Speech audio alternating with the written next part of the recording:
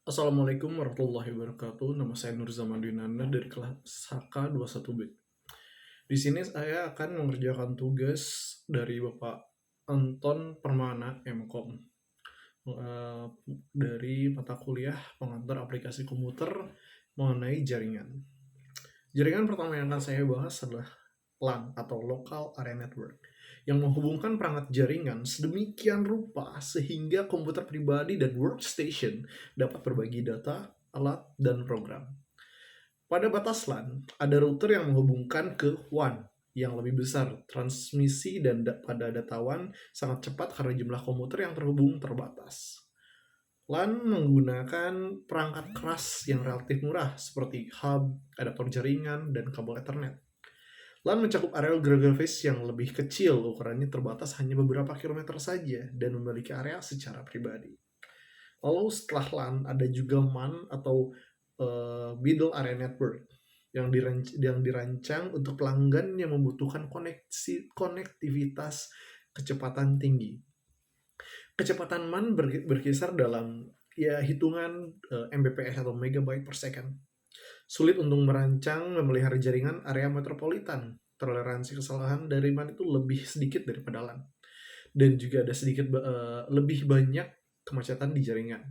Kecepatan transfer data dan penundaan frekuensi dari MAN adalah moderat.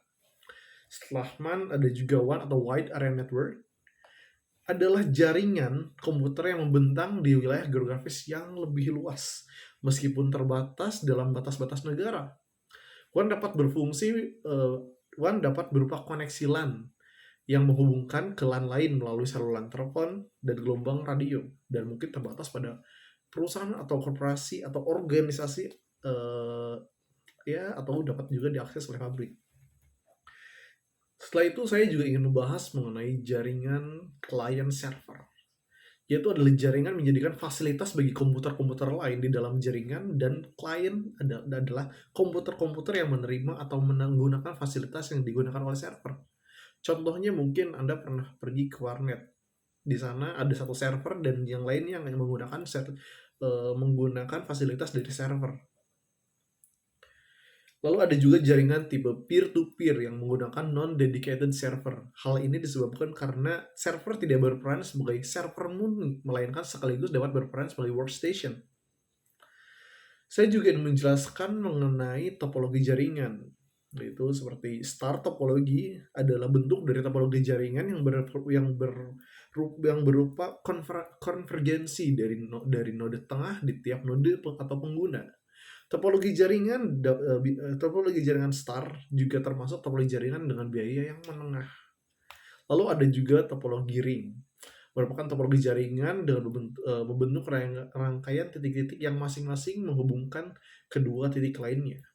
Sedemikian rupa sehingga membentuk jaringan jalur lingkar membentuk cincin.